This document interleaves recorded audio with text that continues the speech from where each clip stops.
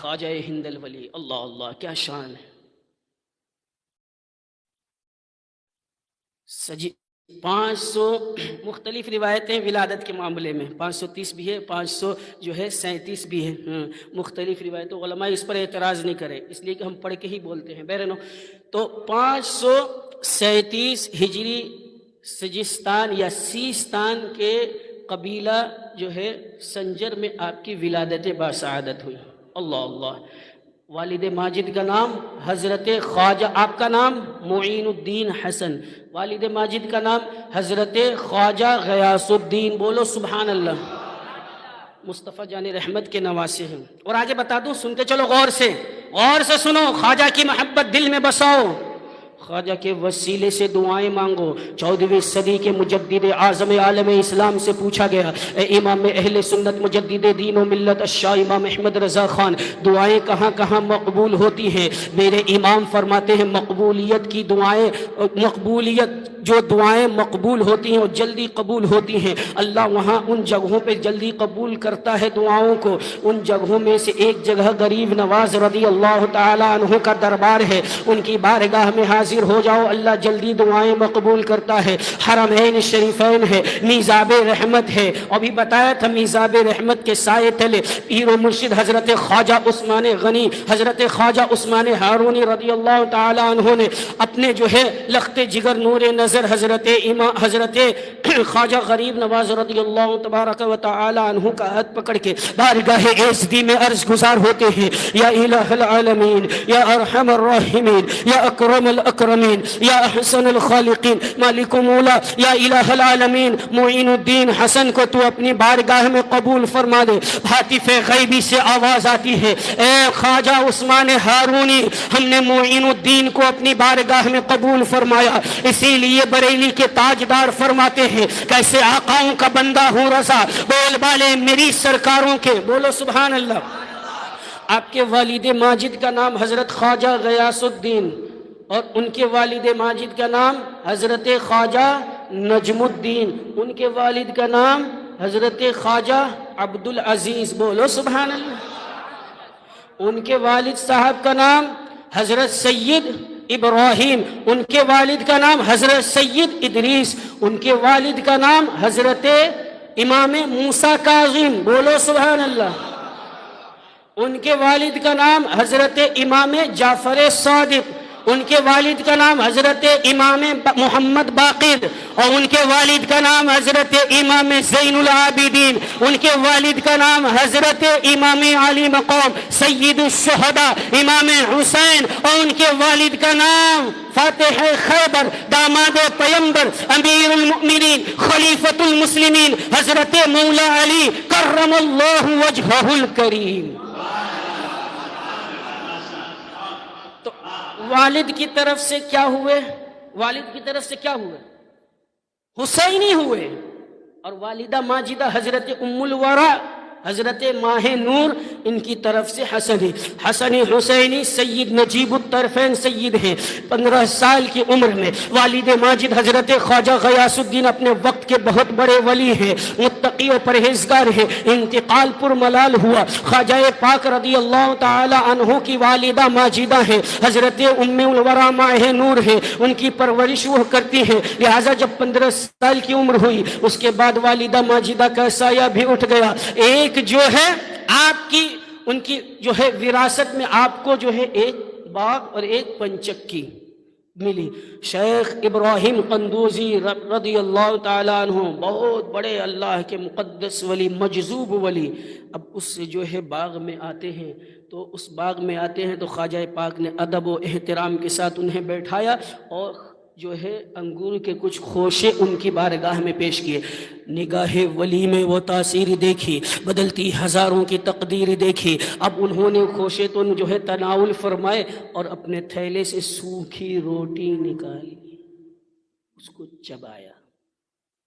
چبانے کے بعد خواجہ ہند الولی کے منہ میں دے دیا اور فرمایا بیٹا اسے کھا لو۔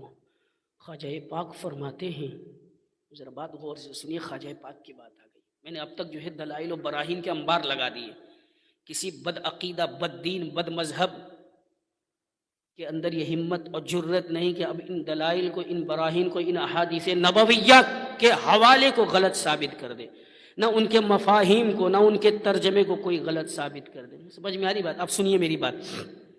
تو آپ نے جو ہے اسے تناول فرمایا، دل کی دنیا بدل گئی، پنچکی اور باغ بیچ دیا۔ بیچنے کے بعد پیسہ کہاں رکھا؟ پیسہ جو پیسہ ہے وہ کیا کیا؟ غریبوں میں، مسکینوں میں، لاچاروں میں، بیواؤں میں، یتیموں میں تقسیم فرما دیا۔ وہیں سے دنیا خواجہ معین الدین حسن کو غریب نواز کہنے لگی۔ غریب آئے ہیں در پر تیرے غریب نواز، کرو غریب نوازی میرے غریب نواز۔ تمہارے در کی کرامت یہ بارہا دیکھی، تمہارے در کی کرامت یہ بارہا دیکھی، غریب آئے اور ہو گئے غریب نواز۔ تو جو ہے حضرت خواجہ پاک رضی اللہ تعالی عنہ نے ساری چیزیں تقسیم فرما دیا، تو دل کی دنیا بدل گئی۔ اب علم حاصل کرنے چلے ہیں، علم شریعت سیکھتے ہیں، علم طریقت سیکھتے ہیں، علم حقیقت سیکھتے ہیں، علم معرفت سیکھتے ہیں، علوم ظاہری، علوم باطنی، علوم عقلیہ و نقلیہ سے فارغ ہوتے ہیں۔ علم دین حاصل کرنے کے لیے کبھی سمرقند جا رہے ہیں، کبھی بخارا جا رہے ہیں، کبھی بغداد معلیٰ کا سفر کر رہے ہیں، کبھی عراق جا رہے ہیں، کبھی ایران جا رہے ہیں۔ علم شریعت و طریقت سے جب آپ مالا مال ہو گئے، اب ایک خواہش ظاہر ہوئی، ایک خواہش تھی، ایک تمنا تھی، ایک آرزو تھی، ایک وارفتگی تھی، ایک شوق تھا، ایک جذبہ تھا کہ علم تو حاصل کر لیا ہے، اب مرشد کامل کی تلاش میں نکلتا ہوں، لہٰذا اپنے گھر سے رخت سفر باندھا ہے، حجاز کا رخت سفر باندھا ہے، لہٰذا قبیلہ ہارون میں حضرت خواجہ عثمان ہارونی کی بارگاہ میں پہنچتے ہیں۔ خواجہ عثمان ہارونی کی بارگاہ میں پہنچ کر 22 سال تک ان کی خدمت میں رہے ہیں، خدمت کر رہے ہیں، سفر میں ہے تو خدمت کر رہے ہیں، حضر میں ہے تو خدمت کر رہے ہیں۔ خواجہ پاک فرماتے ہیں، لوگوں سنو 22 سال تک میں اپنے پیر و مرشد کا بستر جو ہے اپنے کاندھے پر اٹھاتا رہا، ان کے تھیلے کو اٹھاتا رہا، ان کے وضو کا انتظام کرتا رہا، ان کے مسواک کو دیتا رہا، اور مخدوم نے یعنی حضرت خواجہ عثمان ہارونی رضی اللہ تعالی عنہ نے نظروں میں ہی اتنا علم عطا فرما دیا، اتنا علم عطا فرما دیا، شریعت کا علم عطا فرما دیا، طریقت کا علم عطا فرما دیا، حقیقت کا علم عطا فرما دیا، معرفت کا علم عطا فرما دیا، علوم عقلیہ سے بھی نواز دیا، علوم نقلیہ سے بھی نواز دیا، علوم ظاہری، علوم باطنی سے نواز دیا۔ اور امام اہل سنت مجدد دین و ملت الشاہ امام احمد رضا کے مقدس و متبرک ماننے والے سنیوں غور سے سننا، حضرت خواجہ پاک فرماتے ہیں علماء کی مجلس لگی ہوئی ہے، فقہا کی مجلس لگی ہوئی ہے، محدثین وہاں موجود ہیں، مفسرین وہاں موجود ہیں، مجددین وہاں موجود ہیں، علماء وہاں موجود ہیں، فقہا وہاں موجود ہیں۔ ایسی مجلس میں حضرت خواجہ عثمان ہارونی نے فرمایا اے معین الدین حسن آؤ۔ حضرت خواجہ پاک ان کی بارگاہ میں گئے، حضرت خواجہ پاک کو آپ نے ارشاد فرمایا 21 مرتبہ اول آخر درود شریف پڑھو اور 1000 مرتبہ سورۃ البقرہ کی تلاوت کرو۔ جب تلاوت کر چکے ہیں خواجہ پاک سے آپ نے فرمایا معین الدین حسن بتاؤ تو صحیح تمہیں کیا نظر آ رہا ہے؟ حضرت خواجہ پاک عرض کرتے ہیں میرے پیر و مرشد، اے میرے مقدس و متبرک پیر و مرشد سنیے مجھے اللہ کا عرش نظر آ رہا ہے، زمین کی طرف دیکھو۔ حضرت خواجہ پاک فرماتے ہیں پہلی زمین سے لے کے تحت الثری نظر آ رہا ہے۔ آقا کائنات صلی اللہ علیہ وسلم نے ارشاد فرمایا، جو میں نے حدیث ارشاد فرمائی تھی، آقا فرماتے اتقوا فراست المؤمن فإنه ينظر بنور اللہ۔ اللہ تبارک و تعالی کے اولیاء کاملین ایسے ہیں، علماء ربانیین ایسے ہیں، اغواس ایسے ہیں، ابدال ایسے ہیں، اوتاد ایسے ہیں، اقطاب ایسے ہیں کہ وہ اپنی نگاہ سے نہیں دیکھتے، جب بھی دیکھتے ہیں تو وہ اللہ کے نور سے دیکھتے ہیں۔ خواجہ پاک نے عرض کیا تحت الثری نظر آ رہا ہے۔ حضرت خواجہ عثمان ہارونی فرماتے ہیں 1000 مرتبہ جو ہے سورہ اخلاص کی تلاوت کرو. آپ سورہ اخلاص کی تلاوت 1000 مرتبہ کرتے ہیں. اس کے بعد آقا کائنات صلی اللہ علیہ وسلم کی حدیث اپنی نگاہوں کے سامنے رکھو, اپنے قلوب و اذہان میں رکھو. حضرت خواجہ پاک نے عرض کیا کہ میں نے 1000 مرتبہ سورہ اخلاص کی تلاوت کر لی. اب حضرت خواجہ عثمان ہارونی فرماتے ہیں اے معین الدین حسن, اوپر کی طرف نگاہ اٹھاؤ, تمہیں کیا نظر آ رہا ہے؟ اللہ کے مقدس ولی ہے, خواجہ ہند الولی ہے, فخر ہندوستان ہے, معین بے کسا ہے, غریبوں کے غم کو سار ہے. خواجہ غریب نواز عرض کرتے ہیں اے میرے پیر و مرشد, حجابات الہیہ کے پردے مجھے نظر آ رہے ہیں. حضرت خواجہ عثمان ہارونی نے ارشاد فرمایا بیٹا معین الدین حسن اب جو ہے نیچے دیکھو. حضرت خواجہ غریب نواز عرض کرتے ہیں تحت السرا, ساتوں زمین کے نیچے جو تحت السرا ہے وہ نظر آ رہی ہے. آقا کائنات صلی اللہ علیہ وسلم کی حدیث اپنے ذہن میں بسا کر رکھو. اب اتنا سننا تھا کہ حضرت خواجہ عثمان ہارونی فرماتے ہیں اے خواجہ معین الدین چشتی تمہارا کام ہو گیا, اب یہ سامنے جو اینٹ پڑی ہوئی ہے اس کو اٹھا کر لے کر آؤ. خواجہ عثمان ہارونی کے کہنے کے حکم کے مطابق خواجہ غریب نواز نے وہ اینٹ اٹھائی ہے. اینٹ جب اٹھائی ہے تو مٹی کی ہے, جب ہاتھ میں اٹھاتے ہیں تو وہی سونا بن جاتا ہے. سمجھ میں آ رہی بات؟ وہی مٹی وہی اینٹ سونا, سونے کی شکل جب اختیار کر لیا. خواجہ عثمان ہارونی فرماتے ہیں اے معین الدین حسن ہم نے تجھے اللہ کی بارگاہ میں پہنچا دیا ہے, اللہ کی بارگاہ میں تیری رسائی ہو گئی ہے. اقطاب جہاں اب تجھ سے فیض پائیں گے, علماء تجھ سے فیض پائیں گے, اغواث تجھ سے فیض پائیں گے. اسی لیے علامہ حسن نے فرمایا خواجہ ہند وہ دربار ہے اعلیٰ تیرا, کبھی محروم نہیں مانگنے والا تیرا.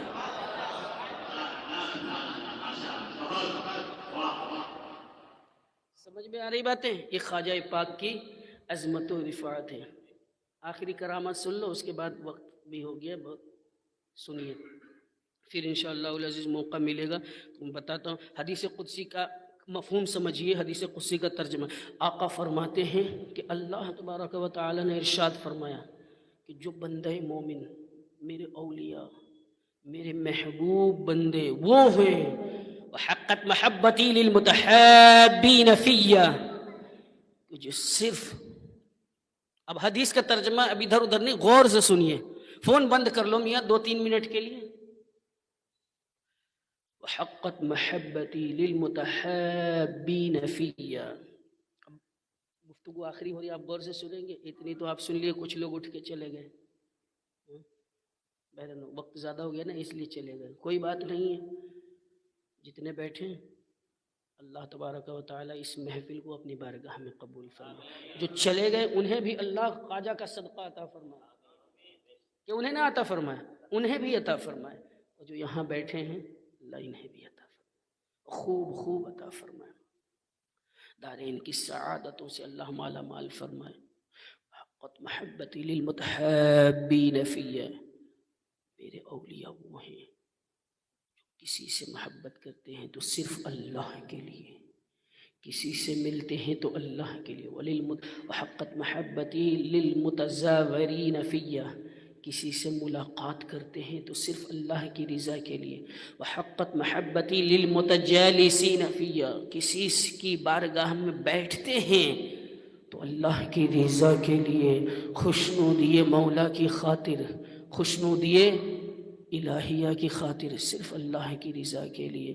آقا فرماتے ہیں کہ اللہ نے ارشاد فرمایا الذین یعمرون مساجدی بذکری, اور جب وہ گھر میں ہوتے ہیں یعنی اللہ کے گھر میں ہوتے ہیں تو حق ہو حق ہو حق ہو کا نعرہ لگاتے ہیں. یا دیان یا سبحان یا حنان یا منان یا لطیف یا خبیر یا ناصر یا متین, حق ہو حق ہو، یا دائم یا دائم یا دائم یا ہو کا نعرہ لگاتے ہیں، سبحان اللہ، الحمدللہ، اللہ اکبر، لا حول ولا قوت الا باللہ العلی العظیم کا ذکر کرتے ہیں، تسبیح الہیہ اللہ کا ذکر مسجد میں بیٹھ کر کرتے ہیں۔ الذین یعمرون مساجدی بذکری ویعلمون الناس الخیر، صرف اللہ کا ذکر ہی نہیں کرتے، شریعت کا علم لوگوں کو بتاتے ہیں، طریقت کا علم لوگوں کو بتاتے ہیں، حقیقت کا علم لوگوں کو بتاتے ہیں، معرفت کا علم لوگوں کو بتاتے ہیں، علوم عقلیہ علوم نقلیہ سے لوگوں کو آگاہ کرتے ہیں۔ آقا فرماتے ہیں کہ اللہ نے فرمایا الذین یعمرون مساجدی بذکری ویعلمون الناس الخیر ویدعونہم الی طاعتی، اور لوگوں کو کہتے ہیں اے لوگو اللہ کی عبادت کرو، اے لوگو مصطفیٰ جان رحمت کی محبت کو دل میں بساؤ، اے لوگو صحابہ کی عظمتیں اپنے سینوں میں بساؤ، اے لوگو اہل بیت اطہار کی عظمتیں اپنے سینے میں بساؤ، وحقت محبتی للمتحابین فیہ۔ پھر آقا فرماتے ہیں، اللہ ارشاد فرماتا ہے وَيَدْعُونَهُمْ إِلَىٰ طَاعَتِ أُولَٰئِكَ أَوْلِيَاءِ الَّذِينَ أُظِلُّهُمْ فِي ظِلِّ عَرْشِي۔ کل میدان محشر قائم ہوگا، اولین جمع ہوں گے، آخرین جمع ہوں گے، اللہ اپنے عرش کا سایہ ان اولیاء کاملین کو عطا فرمائے گا، وَأُسْكِنُهُمْ فِي جِوَارِي، اللہ انہیں اپنے قرب خاص میں جو ہے جگہ عطا فرمائے گا، وَأُدْخِلُهُمُ الْجَنَّةَ قَبْلَ النَّاسِ ب500 عام، اور 500 سال پہلے اغواس، ابدال، اوتاد، اقطاب اور افراد، علماء، فقہا، نقبہ، نجبہ، صوفیہ کو اللہ تمام اور جو اولین آخرین جمع ہوں گے، عام مومنین سے پہلے، عام مسلمانوں سے پہلے، نمازیوں سے پہلے، حاجیوں سے پہلے، زکوٰۃ دینے والوں سے پہلے، صدقات خیرات کرنے والوں سے پہلے، اللہ اولیاء کاملین کو 100 سال نہیں، 200 سال نہیں، 300 سال نہیں، 400 سال نہیں، 500 سال پہلے ارشاد فرمائے گا اے میرے اولیاء کاملین اللہ کی جنت میں داخل ہو جاؤ۔ اس میں کون سی مقدس جماعت ہے؟ غوث اعظم ہے، خواجہ اعظم ہے، مجدد اعظم عالم اسلام ہے، امام اہل سنت ہے، مجدد دین و ملت الشاہ امام احمد رضا خان ہے، خواجہ قطب الدین بختیار کاکی ہے، خواجہ فرید الدین گنج شکر ہے، خواجہ علاء الدین صابر کلیری ہے، خواجہ نظام الدین اولیاء محبوب سبحانی ہے۔ تمام اولیاء کاملین کو اور عام مومنین سے اللہ 500 سال پہلے اپنی جنت میں داخلے کا حکم فرما دے گا۔ اب پتہ چلا ابھی عام مومنین جنت میں نہیں گئے ہیں، غوث اعظم جنت میں گئے، خواجہ اعظم جنت میں گئے۔ ہم خواجہ کا عرض کر کے یہی تو بتا رہے ہیں، غوث اعظم کا عرض کر کے یہی تو بتا رہے ہیں، اعلیٰ حضرت کا عرض کر کے یہی تو بتا رہے ہیں۔ دیکھو عظمت اولیاء کو اللہ نے قرآن میں بیان کیا ہے، ان کی کرامتوں کا ذکر اللہ نے قرآن میں کیا ہے، آقا کائنات احادیث نبویہ میں اولیاء کاملین کی عظمتوں کا ذکر کیا، اور اللہ کے مقدس و متبرک رسول نے اولیاء کاملین کی کرامتوں کا ذکر کیا، ان کی رفعتوں کا ذکر کیا، ان کے مقام و مرتبے کا ذکر کیا، غوث اعظم کا ذکر کیا، خواجہ پاک کا ذکر کیا۔ ہم خواجہ ہند الولی کا عرس منا کے یہی بتا رہے ہیں، عام مومنین کا مرتبہ الگ ہے، غوث اعظم کا مرتبہ الگ ہے، خواجہ پاک کا مرتبہ الگ ہے، اولیاء کا مرتبہ الگ ہے، اقطاب کا مرتبہ الگ ہے، اوتاد کا مرتبہ الگ ہے، اغواس کا مرتبہ الگ ہے۔ کہاں عام مومنین اور کہاں 500 سال پہلے اللہ کے مقدس اولیاء، علماء، فقہا یہ جنت میں داخل ہوں گے۔ آقا فرماتے ہیں، اللہ نے ارشاد فرمایا وَيَتَنَعَّمُونَ فِيهَا، جنت میں اللہ تبارک و تعالی نے جو جنت کی زیب و زیبائش رکھی ہے 500 سال عام مومنین سے پہلے اللہ ان اولیاء کاملین کو عطا فرمائے گا۔ پھر آقا فرماتے ہیں کہ سنو سنو اے میرے غلاموں، سنو سنو اے میرے عاشقوں، سنو سنو اے میرے وفا شعارو، سنو سنو۔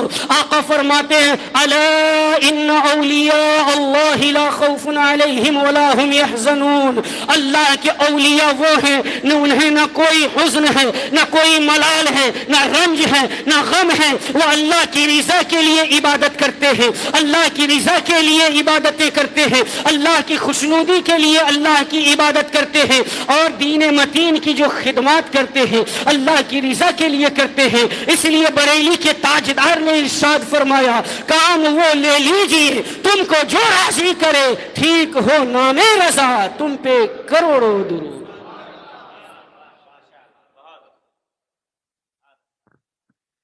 کتنے سال پہلے یہ بدعقیدوں کو بتاؤ. ہاں وَأُدْخِلُهُمُ الْجَنَّةَ قَبْلَ النَّاسِ ب500 عام وَيَتَنَعَّمُونَ فِيهَا وَهُمْ فِيهَا خَالِدُونَ.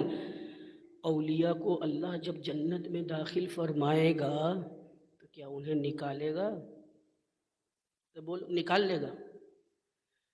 ارے اولیاء کے دامن سے وابستہ ہو جاؤ, ہاں, اور یہ پیغام دو مل نہیں سکتا خدا ان کا وسیلہ چھوڑ کر, غیر ممکن ہے کہ چڑھیے چھت پہ زینہ چھوڑ کر.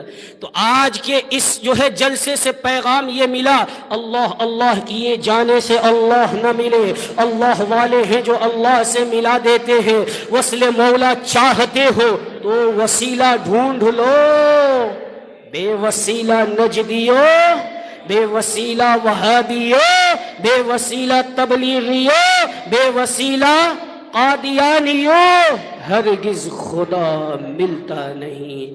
وَهُمْ فِيهَا خَالِدُونَ, ہمیشہ ہمیش اس میں رہے.